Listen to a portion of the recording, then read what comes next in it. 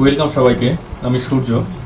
চলে আসলো দেবের নতুন সিনেমার ট্রেইলার, যেটার নাম দেওয়া হয়েছে টেক্কা। তো আজকে আমরা টেক্কা সিনেমার ট্রেইলার নিয়ে আলোচনা করবো এবং কেমন হয়েছে সেই বিষয়ে কিছু কথা বলবো। তো এই 5-6 ঘন্টা আগেই বের হয়ে গেল দেবের টেক্কা সিনেমার ট্রেইলার। তো ট্রেইলারটা দেখে আমার যেমন মনে হলো, আসলে দেব তো একজন সুপারস্টার এবং একজন মেইন স্ট্রিম সিনেমার একজন নায়ক। তো তিনি বা সে যখন এই ধরনের সিনেমা করে তখন খুব একটা ভালো লাগে না যারা ফ্যান আছে তাদের কাছে। কিন্তু কিছুদিন আগে দেবের খাদান সিনেমা ট্রেলার মুক্তি পেয়েছিল। সেই ট্রেলারটা দেখে সবাই অনেক মুগ্ধ হয়েছিল যে আসলে বাংলা সিনেমায় এত সুন্দর একটি ট্রেলার। তারপর পরেই টেক্কার টিজার আসলো, এবার ট্রেলার আসলো।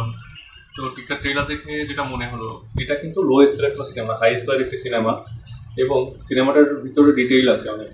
এবং সিনেমাটার ভিতরে যে ল্যাঙ্গুয়েজগুলো ইউজ করা হয়েছে, ল্যাঙ্গুয়েজগুলো সরাসরি মানে লোকালি ল্যাঙ্গুয়েজ যেগুলো ব্যবহার করে সাধারণ মানুষ, সেভাবেই আর কি। তো ট্রেলারটা দেখে আমার মনে হচ্ছে প্রত্যেকেই তাদের অভিনয়গুলো সম্পূর্ণ মনোযোগ দিয়ে, সম্পূর্ণ মনোযোগ দিয়ে বা তাদের সবটুকু দিয়েই তারা অভিনয় করছে। এবং দেবের অভিনয়ের কথা আর কিছু বলবো না, সে নিজেকে ভেঙে চুরে বিভিন্নভাবে উপস্থাপন করে। এছাড়া স্বস্তিকাকে দেখলাম। স্বস্তিকা তো জানে না, অনেক পুরাতন একজন নায়িকা। এখন স্বস্তিকা কিন্তু একসময় একজন মেইন স্ট্রিম নায়িকা হিসেবে অভিনয় করছে অনেক অনেক সিনেমাতে, কিন্তু এখন স্বস্তিকা আগের মতো নয়। তবুও আছে, এখানে একটা রোলে আছে এবং একটি গুরুত্বপূর্ণ রোলে আছে স্বস্তিকা, দেখা যাচ্ছে।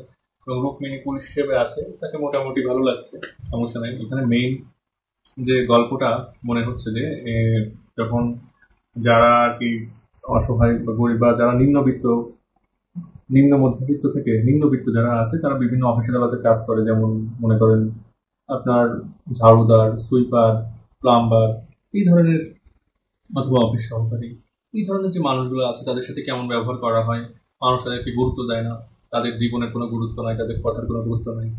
এই জিনিসগুলো নিয়ে দেব একটু প্রোটেস্ট করবে এই সিনেমাতে, এই ধরনের কোনো কিছুই মনে হচ্ছে। তবে ডিটেইল যে ঘটনাটা সেটা এখানে বোঝা যাচ্ছে না।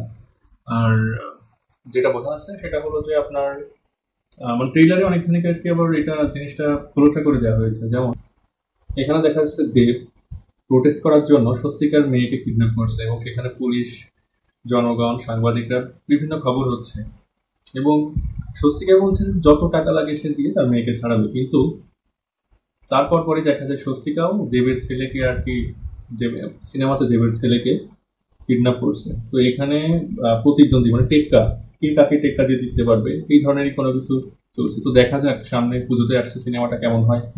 যদিও আমরা বাংলাদেশ থেকে সিনেমাটা দেখতে পাবো না সরাসরি, তারপরও অপেক্ষায় থাকবো আর কি। যখন আসবে ওটিটিতে অবশ্যই দেখবো। আর আমার দেখে মনে হলো যে এটা খুব ভালো কোয়ালিটির একটি সিনেমা, কিন্তু দেবকে আসলে খাদানের মতো সিনেমায় দেখতে চাই আমরা। আর সবাই জানাবেন যে কমেন্টে যে আপনাদের কেমন লাগলো টেক্কা সিনেমার ট্রেইলার, আর অবশ্যই কমেন্ট করে জানাবেন। আর আমাদের চ্যানেলটিকে সাবস্ক্রাইব করবেন। তো টাটা।